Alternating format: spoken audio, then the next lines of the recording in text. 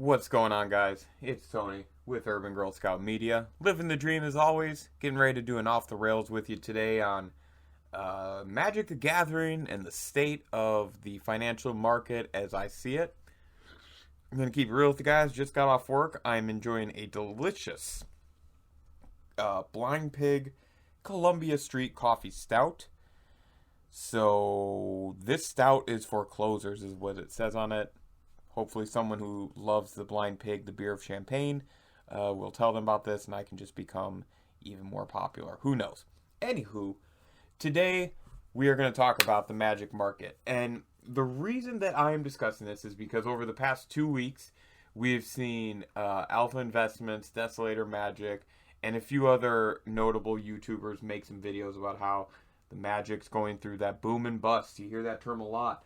And really just kind of talking about where the game is financially, because there is some issues going on right now. I think that the main issue to be aware of is that people just don't know where to spend their money, and I have a couple of reasons for that I'm going to list here. But assuming that players want to spend money on Magic and assuming that they're not going to save that money, it's hard right now to figure out where to spend that money in certain circumstances.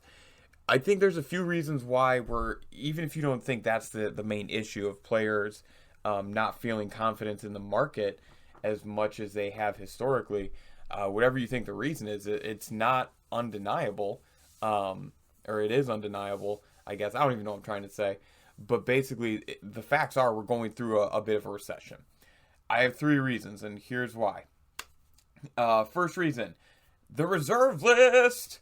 So guys, I'm not going to sit here and get on this whole reserve list soapbox, but I am going to state that it is one of the primary issues with today's Magic market financially, because a few years ago, like 3 years ago, we had that huge increase in value for just like everything. I mean, even shit that wasn't getting played was just going up in value.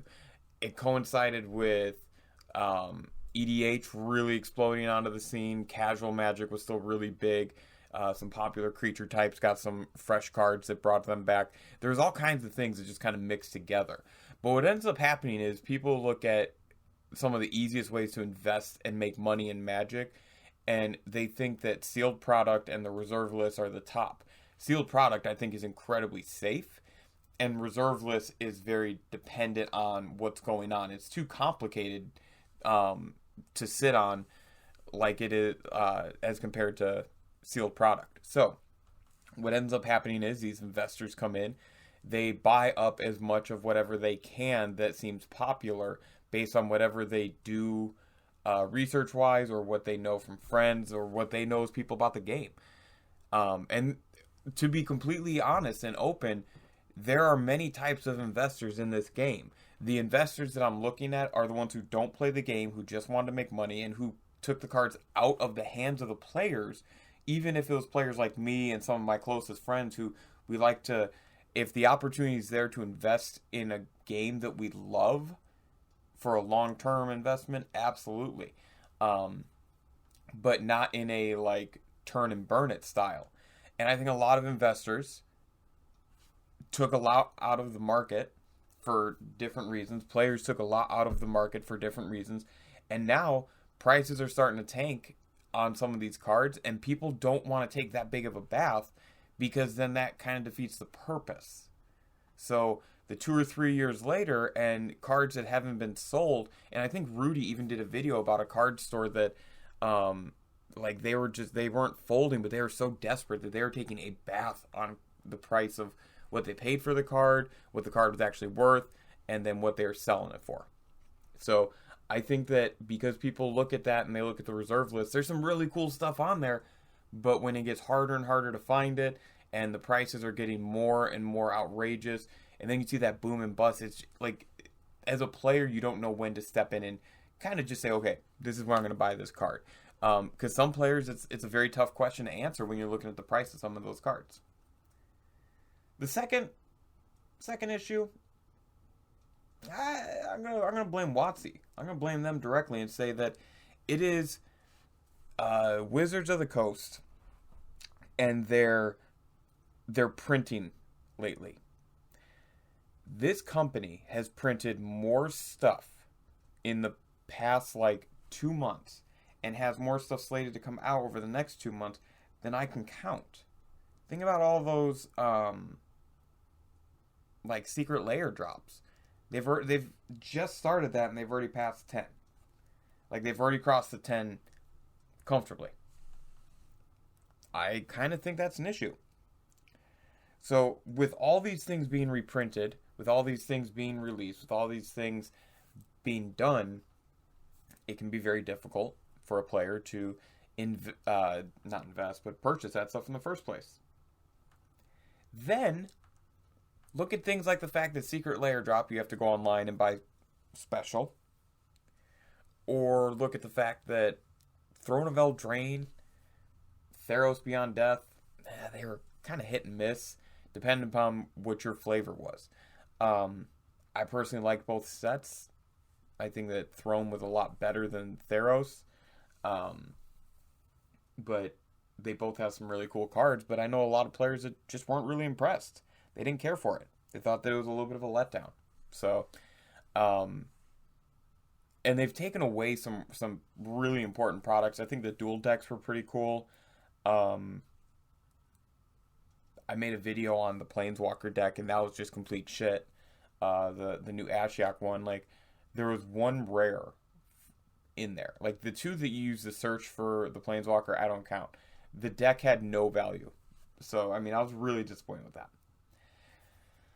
But I think that they just continue to print stuff, man. I think it's just going to be the way they go. They're not going to slow down. They're going to try and print as much as they can. I know we have a big year for Commander. For real, that Columbia Street coffee is so good. So, who knows? Number 3. Shifting formats. So, in the past, 3 years, what's been one of the biggest changes in Magic is the popularity of formats. So, 4 years ago, Legacy was still pretty popular. Modern was definitely popular. And Standard was up there as well. And you had Draft. EDH was just blowing through the roof. And it's been like that for a while. It's become one of the most popular formats. And it's been on that rise really for quite some time. Now let's fast forward a few years. We have Pioneer as a new format.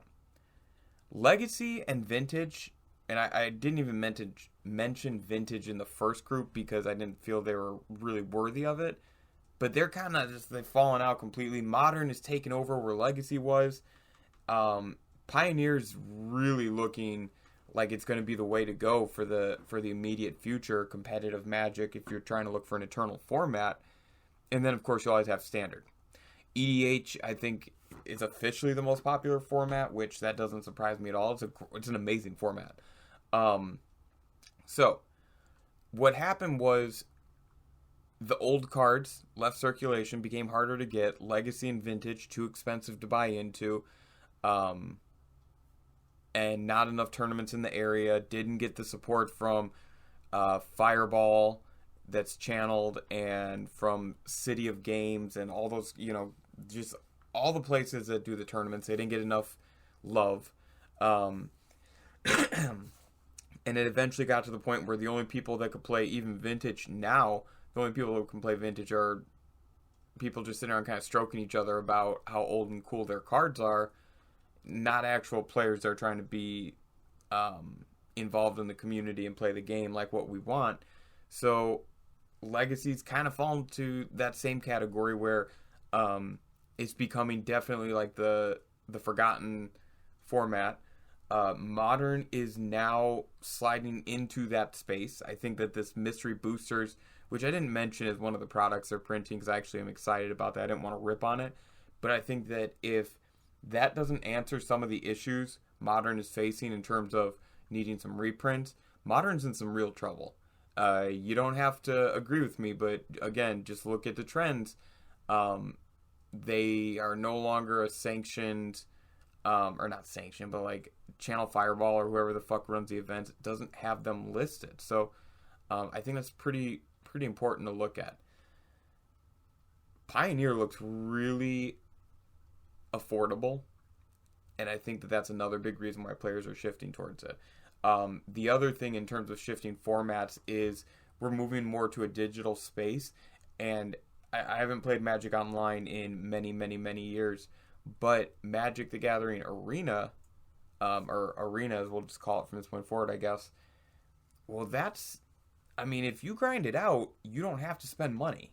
You really don't. If you are willing to grind it out, and put in the time and enjoy the game that way, you don't have to spend any money. You're not obligated to it. So I think there's probably a good portion of players that spent very little on that money, on that application. And like in my spot, I think I've spent $15. So I bought the intro pack, and then I bought enough to do like a handful of drafts so I could figure out what I was doing. So that was it. $15, and I've gotten a ton of content. A ton. Like hours and hours and hours of entertainment from all of that on Magic Arena. So it's, they're trying to keep up with this changing environment. Well, they also put themselves in a bad spot. And you've seen some efforts for them to generate more costs for tournaments and whatnot on Arena, but I don't think that's going to help. That's it, though. I think those are the three biggest issues as to why the market is in such a weird place, and it's taking these, like, everything outside of EDH, everything that's not really playable in EDH, Pioneer, and even Standard to a much lesser extent, is struggling. I mean, it really is. Like, these formats are not doing that well. Modern is trying to hold on through the first 6 months of Pioneer, much like Legacy had to when Modern was introduced. It had to kind of try and hold its own and find its place. I don't know. I don't know if that's going to be the wave, but yeah. So I think the reserve list, the way that people have invested in that and taken just cards out of the market, inflated the prices, it scares people to spend money. Could even cite counterfeits, shit like that. That's a huge issue. The amount of stuff that's being printed and made, another issue, and then the shifting formats and focus. Pioneer right now, there isn't too many great cards in these new sets, where just going and buying the cards individually would make more sense than buying the packs. So I know some people prefer it that way. What do you guys think, though? I mean, like I said, you don't have to agree with my reasoning. You don't have to agree with what I identify, but you cannot ignore that the market is in a weird place. Dual lands from Revised are creeping down. Like, there's several actually that are under $200 if I remember correctly. Like Taiga, Plateau, I think there's one or two others, and there's a few that are under $300. So that's a big deal because just a few months ago, they were still up there. They're still north. And you go back a year ago, north of a 400, 450, things like that. Like, some of those cards had erroneous value, and I think that now that we've seen kind of that dip and that drop, hopefully these people who bought the cards and were trying to make money off it continue to flood them back into the market. I'm not worried about my value in the cards right now, and I encourage any player that's listening to this to feel the same way. Don't care about the value of your cards individually today. The game is going to have ups and downs along the way. People who believe that it could crash at any moment, all this, they don't understand the amount of people that would just keep playing, and then the cards would have a different type of value. Like, at that point, if the game did fold, some of those older cards automatically, boom, they blow up out of the water, because people who are going to want to still play are going to go into a frenzy to get their hands on all those cards and then hold on to them, because nobody believes that a game this viable and that has this much money to produce into playing for pro level tournaments is going to crash. So that's just me.